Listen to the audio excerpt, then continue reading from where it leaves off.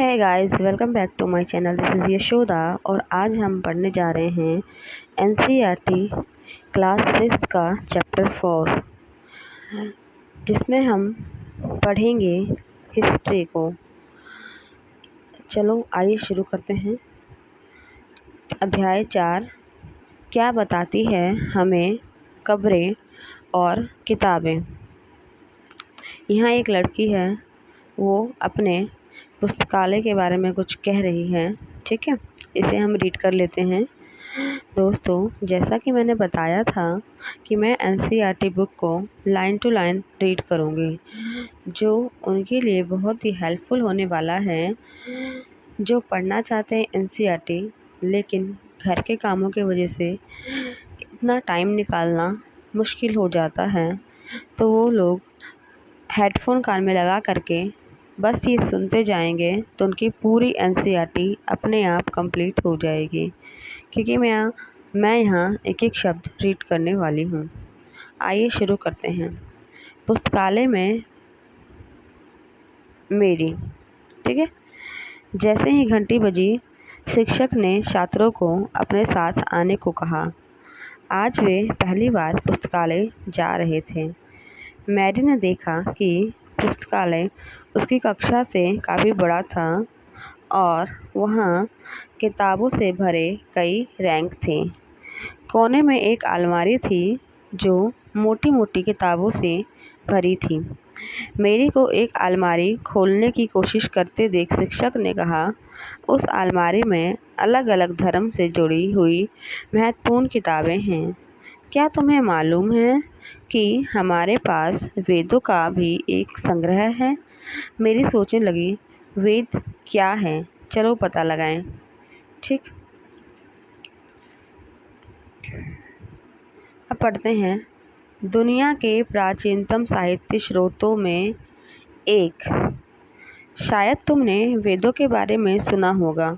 वेद 4 हैं। कौन कौन से? ऋग्वेद, सामवेद, यजुर्वेद और अथर्ववेद। सबसे पुराना वेद हमारा है ऋग्वेद। ठीक है, जिनकी रचना लगभग 3500 साल पहले हुई है। ऋग्वेद में 1000 से भी ज़्यादा प्रार्थनाएं हैं। कितनी?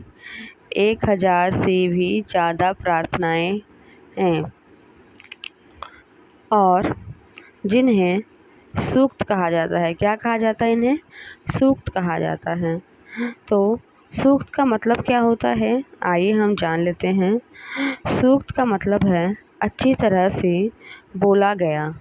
ठीक है, ये विभिन्न देवी देवताओं की स्तुति में रचे गए हैं। इनमें से 3 देवता बहुत महत्वपूर्ण हैं। कौन कौन से हैं?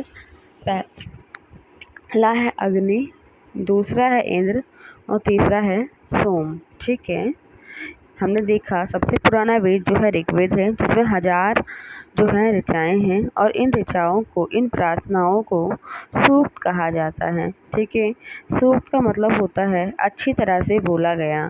ठीक, और इसमें विभिन्न देवताओं की स्तुति के बारे में बताया गया है, जिसमें 3 महत्वपूर्ण इम्पोर्टेंट देवता हैं। वो हैं अग्नि, इंद्र और सोम। ठीक है, अग्नि को आग का देवता कहा जाता है, इंद्र युद्ध के देवता हैं, और सोम एक पौधा है जिससे एक खास पेय पदार्थ बनाया जाता था, यानी कि अल्कोहल उस टाइम का। ठीक है, वैदिक प्रार्थनाओं की रचना ऋषियों ने की थी। ये जो प्रार्थनाएं थी 1000 या जो भी रचनाएं थी, उसकी रचना किसने की? तो ऋषि मुनि ने की। ठीक, आचार्य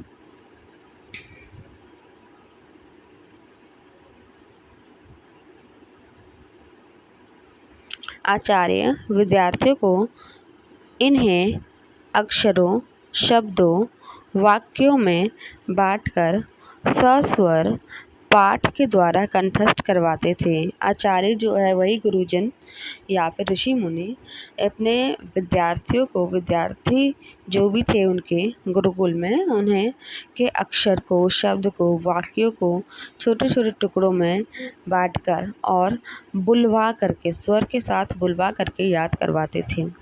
अधिकांश सूक्तों के रचयिता सीखने और सिखाने वाले पुरुष थे। ये जो सूक्त थे इसकी रचना किसने की थी? माना जाता है कि जो बच्चे ऋषि मुनि सिखाते थे उन्होंने की होगी, और जो सीखते थे बच्चे छात्राएं उन्होंने की होगी। ठीक है। कुछ प्रार्थनाओं की रचना महिलाओं ने भी की थी। कुछ प्रार्थनाएं ऐसी थी जिन्हें महिलाओं के द्वारा भी रचित किया गया था। ऋषभदेव की भाषा प्राक संस्कृत थी। उनकी भाषा कौन सी थी? प्राक संस्कृत या फिर वैदिक संस्कृत कहलाती है। तुम स्कूल में जो संस्कृत पढ़ती हो उससे यह थोड़ी भिन्न है। ठीक।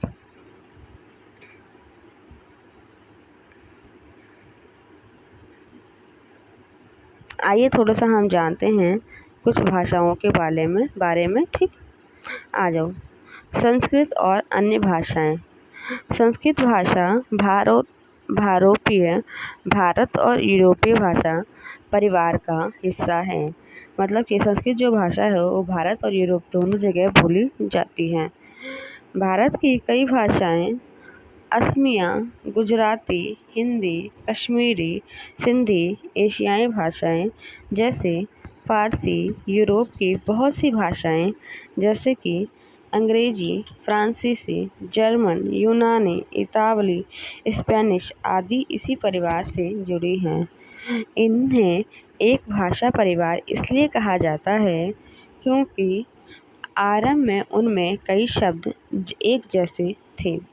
उदाहरण के लिए मातृ संस्कृत, माँ हिंदी, मदर अंग्रेजी शब्द को देखो।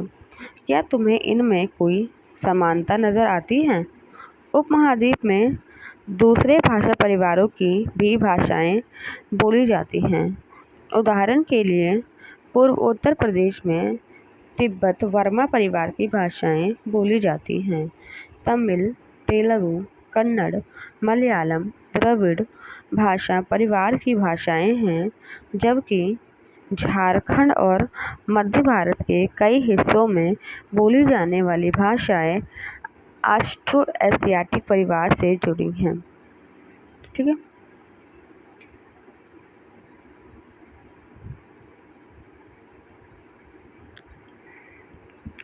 हम जिन किताबों को पढ़ते हैं वे लिखी और छपी गई हैं।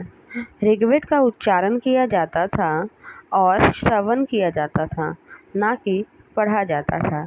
मतलब कि ऋग्वेद में जो 1000 प्लस जो हैं ऋचाएँ उनको बोलते थे या सुनते थे, उन्हें पढ़ा नहीं जाता था। इट्स मीन कि वो लिखी हुई छपी हुई नहीं होंगी, तभी ना पढ़ा नहीं जाता होगा।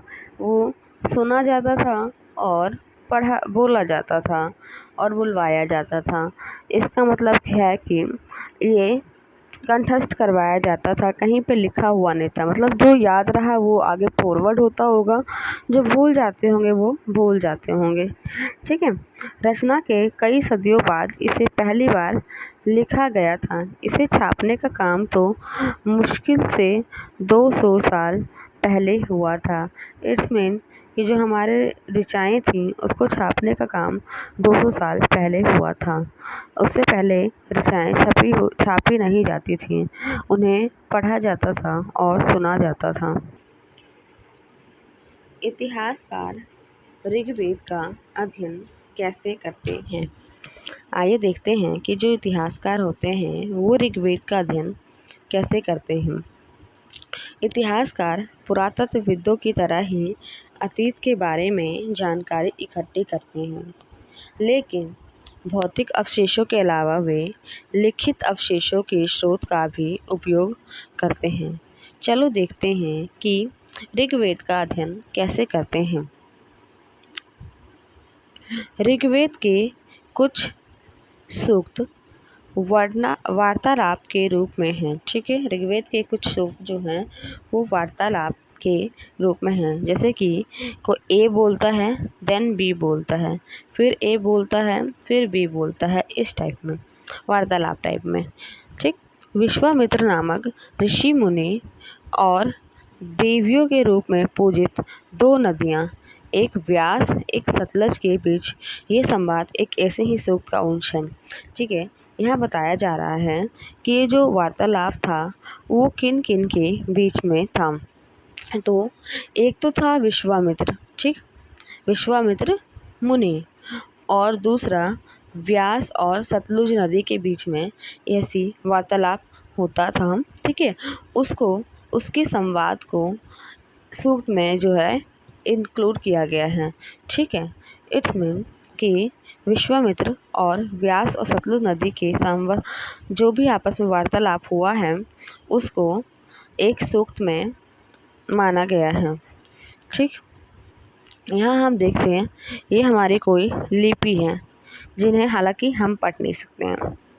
ठीक, ऋग्वेद की पांडुलिपि का एक पन्ना, ऋग्वेद में जो लिखा जाता था पांडुलिपि थी उसका एक पन्ना ये है। आप समझ सकते हैं क्या लिखा हुआ है, खैर मुझे तो समझ नहीं आ रहा। ठीक है, ये इन सब लिखते क्या थे, या तो भुर्ज नामक पेड़ के पत्तों पे लिखते थे, या पत्थर पे लिखते थे, या उकेड़ के लिखते थे, इस या चित्रकारी के द्वारा लिखा करते थे। ठीक है, तो ये क्या है आइए देखते हैं। जो है भुर्ज वृक्ष की छाल पर लिखी यह पांडुलिपि कश्मीर में पाई गई है। ठीक है, कश्मीर का है, इससे मिला गया है ये। लगभग 150 साल पहले ऋग्वेद को सबसे पहली बार छापने के लिए इसका उपयोग किया गया था। हम यूँ मानते हैं कि लगभग 200 साल पहले ही लिखने का काम किया गया होगा, क्योंकि उससे पहले जो है ऋचाएँ बोली जाती थी और सुनी जाती थी, पढ़ी नहीं जाती थी। तो यहाँ हम इस पांडुलिपि जो हमें भुर्ज के वृक्ष के पत्तों पे मिली है, जो जम्मू कश्मीर से मिली है, हम अनुमान लगाते हैं कि लगभग ये 150 साल पहले लिखी गई होगी। ठीक है, इसलिए इस पांडुलिपि को देखकर अंग्रेजी अनुवाद तैयार हुआ। यह पांडुलिपि पुणे महाराष्ट्र के एक पुस्तकालय में सुरक्षित है। ठीक, आइए थोड़ा विश्वामित्र और नदियों का जो वार्तालाप हुआ था उसे हम देख लेते हैं कि क्या वार्तालाप हुआ था। विश्वामित्र और नदियाँ। विश्वामित्र बोलते हैं विश्वामित्र बोलते हैं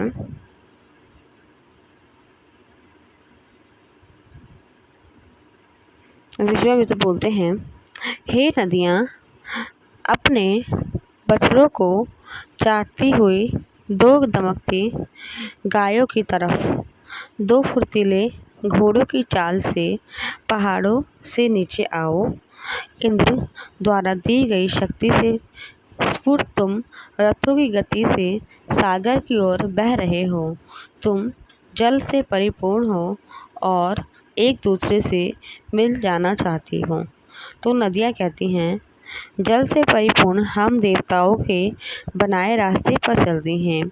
एक बार निकलने पर हमें रोका नहीं जा सकता। हे ऋषि, तुम हमसे प्रार्थना क्यों कर रहे हो? तो विश्वामित्र बोलते हैं, हे बहनों, मुझे गायक की प्रार्थना सुनो। मैं रथों और गाड़ियों सहित बहुत दूर से आया हूँ। कृपा करके अपने जल को हमारे रथों और गाड़ियों की धुरियों के ऊपर ना उठाओ, ताकि हम आसानी से उस पार जा सकें। फिर नदियाँ क्या कहती हैं, हम तुम्हारी प्रार्थनाएं सुनेंगे जिससे तुम सुरक्षित उस पार जा सको। इतिहासकार यह बताते हैं कि यह प्रार्थना उस क्षेत्र में रची गई होगी जहाँ ये नदियाँ बहती हैं।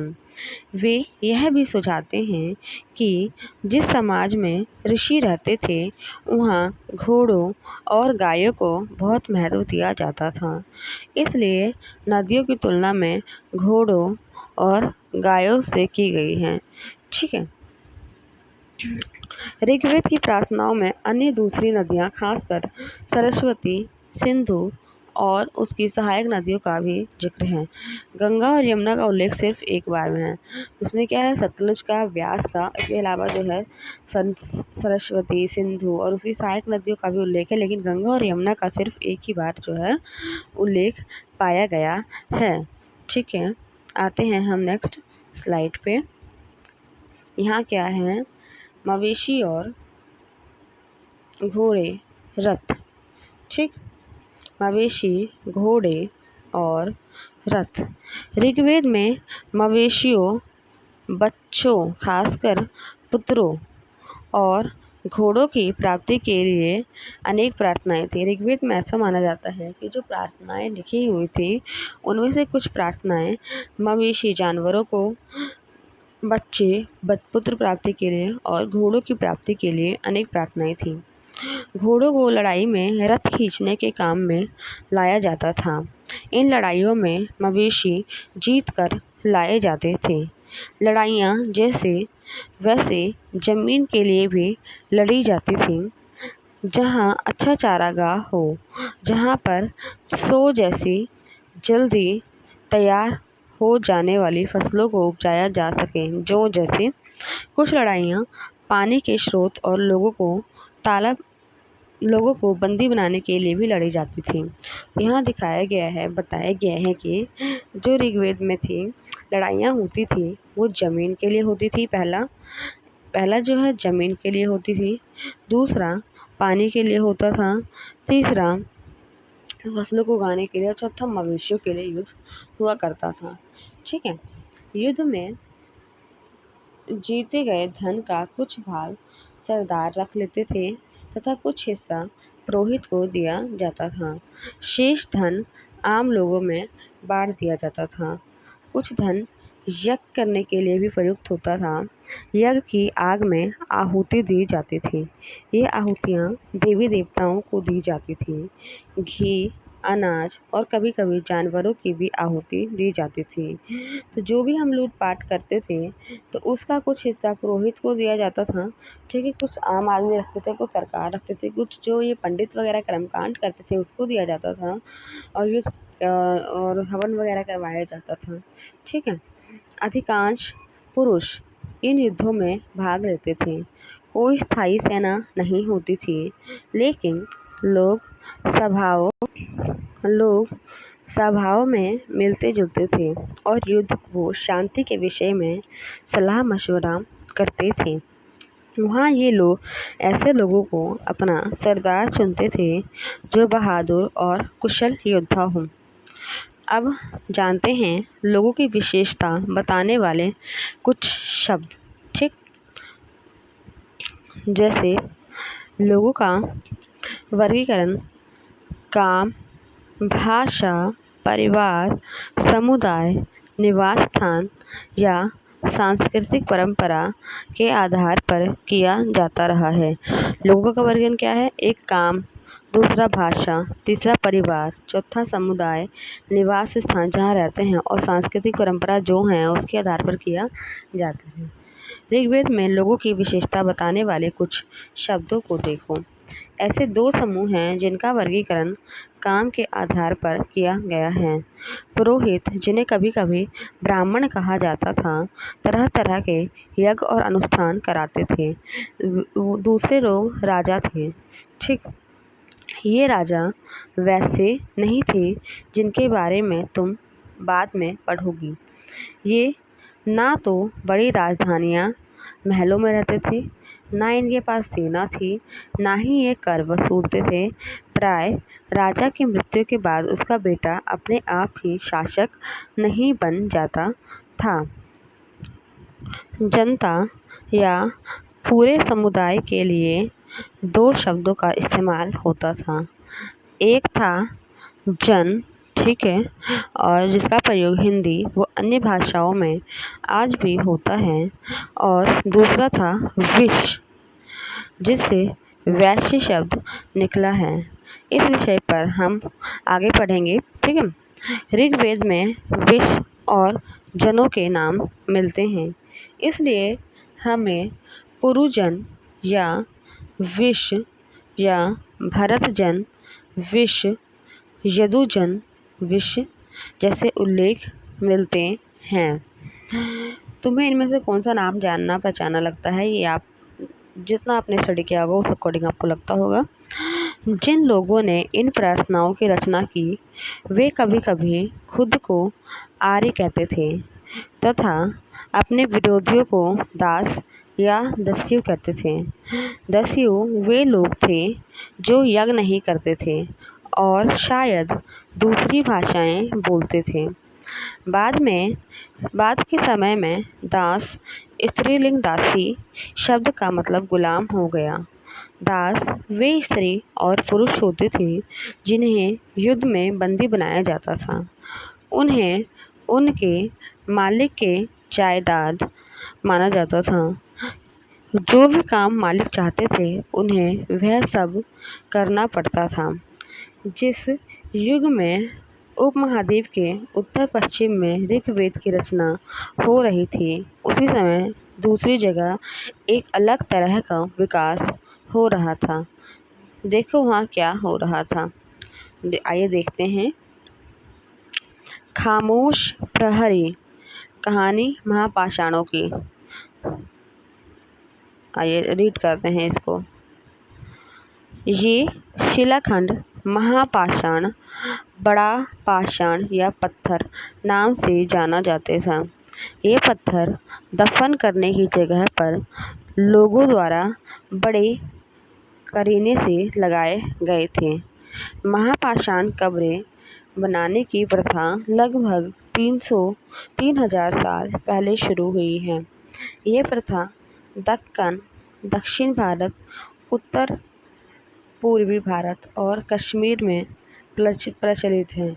ठीक है, ये कहाँ है? जैसे कि यह है तो यहाँ पे है एक दक्षिण भारत, उत्तर पूर्वी।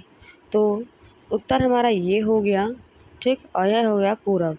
तो इस वाले पोर्शन में है और कश्मीर में प्रचलित है। तो कुछ महत्वपूर्ण महापाषाण पुरास्थल मानचित्र 2 में दिखाए गए हैं। कुछ महापाषाण जमीन के ऊपर ही दिख जाते थे और कुछ जमीन के भीतर भी होते थे। कई बार पुरातत्वविदों को गोलाकार सजाए हुए पत्थर मिलते हैं। जैसे कि ये देखो, ये गोलाकार जो है चारों साइड पत्थर सजा रखा है। ठीक, कई बार अकेला खड़ा हुआ पत्थर मिलता था, कई बार जगह एक ही पत्थर होता था खड़ा। यह एकमात्र प्रमाण है जो जमीन के नीचे कब्रों को दर्शाते हैं। महापाषाण के निर्माण के लिए लोगों को कई तरह के काम करने पड़ते थे। हमने जो कार्यों की सूची बनाई है उन्हें क्रमबद्ध करो। जैसे या तो गड्ढे खोद के डालते थे, या शिलाखंडों को ढेर कर लाना, या बड़े पत्थरों को तराशना और मरे हुए को दफनाना। इन सब कब्रों की कुछ समानताएं हैं। ठीक है, इन सब कब्रों की कुछ समानताएं हैं। ये सामान्यतः मृतकों को खास किस्म के मिट्टी के बर्तन के साथ दफनाया जाता था। जैसे दफनाने का तरीका तो अलग था, या गड्ढा करके, या शिलालेख को इकट्ठा करके, या बड़े पत्थर ढूंढ के, लेकिन इन सब के साथ एक खास तरह की मिट्टी के बर्तन को रखा जाता था। ऐसा माना जाता होगा कि इसमें वो खाना खाएंगे, पानी पिएंगे। ठीक है, जिन्हें काले लाल मिट्टी के बर्तन, ब्लैक एंड रेड वेयर के नाम से जाना जाता है। इनके साथ ही मिलते हैं लोहे के औजार और हथियार, घोड़ों के कंकाल और सामान तथा पत्थर और सोने के गहने भी मिले हैं। तो यूँ माना जाता होगा, मान लो कोई क्षत्रिय है तो उनके साथ औजार डाल दिया जाता होगा, जो राजा हैं उनके साथ जो उनका प्रिय घोड़ा है वो भी डाल दिया जाता होगा, जिनके पास जो गरीब है उनको पत्थर डाल दिया जाता होगा, जो अमीर है उनके साथ सोने के गहने डाल दिया जाता होगा। तो जो है ये मतलब बताता है कि उस टाइम भी लोग अमीर और गरीब हुआ करते थे। घोड़ों के बारे में हम नहीं बता सकते हैं कि घोड़े जिंदा डाले जाते थे या घोड़ों के मरने का इंतज़ार किया जाता था। ऊपर इस तरह के महापाषाण को ताबूत शवदान शिस्ट कहा जाता है। यहाँ दिखाए गए शिस्ट में एक पोर्ट होल, बड़ा सा सुराग है, तो शायद पत्थर से बने हुए कमरे में जाने का रास्ता था। ठीक, अब यहाँ हम देख लेते हैं थोड़ा। महापाषाण कब्रों से मिल रहे लोहे के समान बाईं ओर घोड़े के लिए समान, नीचे बाईं ओर कुल्हाड़ी और नीचे एक कटार। ये देखो जो कब्रों के साथ मिला है, एक के लोहे और पत्थर से बना हुआ तलवार जैसा है, ये है औजार पत्थर का, ये है घोड़े का जो है कुछ चीज़ें, ठीक है। ये हमें कब्रों के साथ मिला है।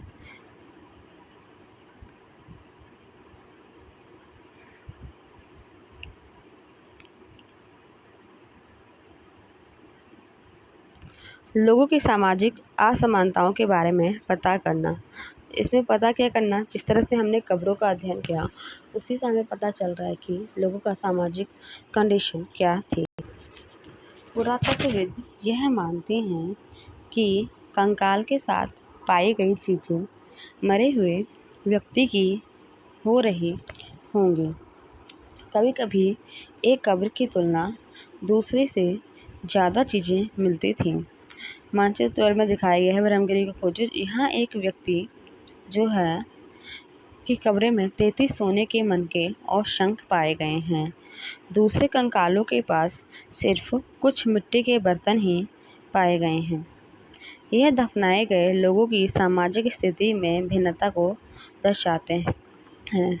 कुछ लोग अमीर थे तो कुछ लोग गरीब, कुछ लोग सरदार थे तो कुछ लोग अनुयायी।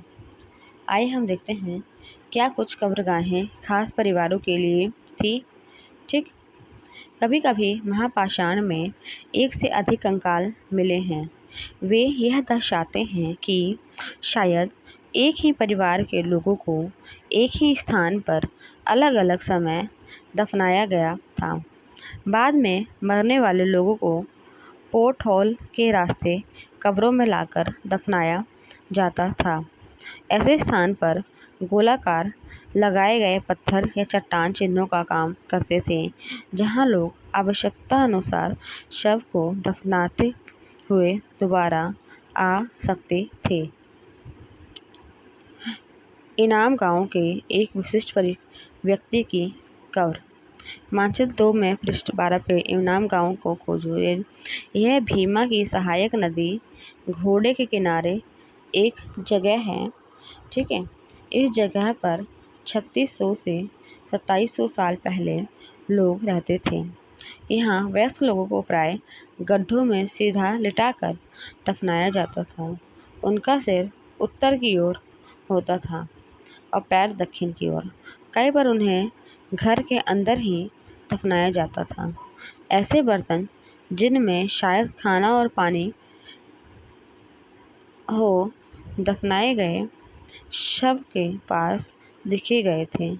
एक आदमी को 5 कमरों वाले मकान के आंगन में चारों पैरों वाले मिट्टी के एक बड़े संदूक में दफनाया गया था। बस्ती के बीच में बसा। एक आदमी को 5 कमरों वाले मकान के आंगन में 4 पैरों वाले मिट्टी के एक बड़े संदूक में दफनाया गया था। ठीक, बस्ती के बीच बसा।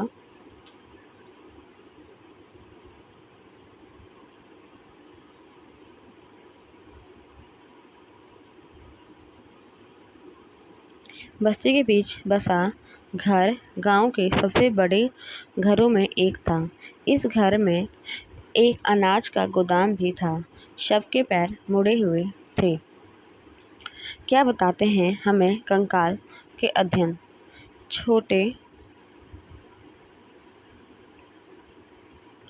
छोटे आकार के आधार पर एक बच्चे के कंकाल को आसानी से पहचाना जा सकता है, लेकिन एक बच्चे और बच्चे के कंकाल के बीच में कोई बड़ा फर्क नहीं होता है।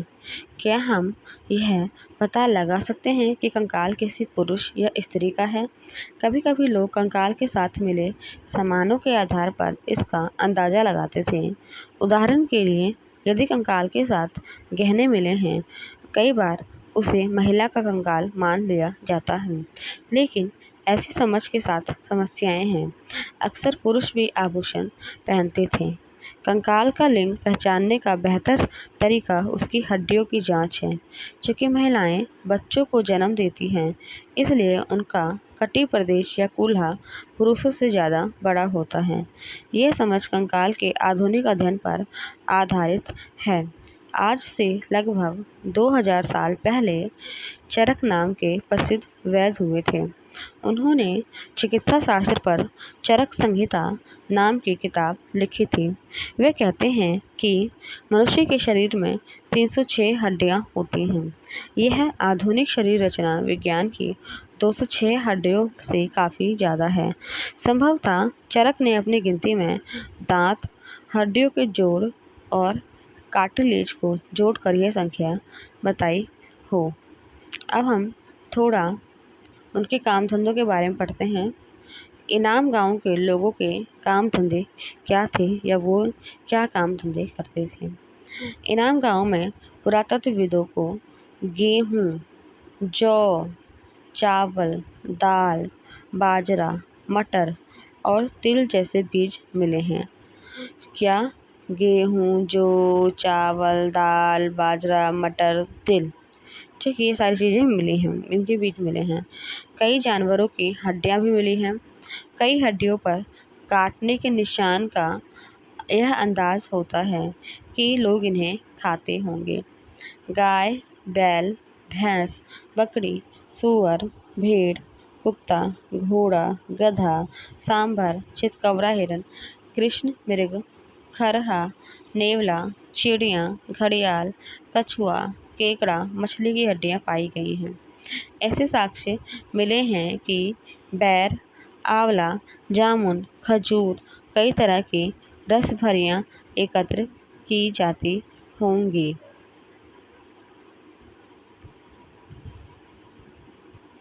अब यहाँ पर क्वेश्चन आंसर्स आ गए हैं। तो ये चैप्टर कंप्लीट हुआ। यहाँ पे कुछ उपयोगी शब्द दिए गए हैं, जैसे वेद, प्रार्थना, भाषा, रथ, यज्ञ, राजा, दास, महापाषाण, कब्र इत्यादि। तो मिलते हैं नेक्स्ट वीडियो में एक नए चैप्टर के साथ। टिल देन, अगर have a nice day, bye bye, tata. अगर वीडियो पसंद आई हो तो सेशन को लाइक करें, सब्सक्राइब करें, शेयर करें। Bye bye.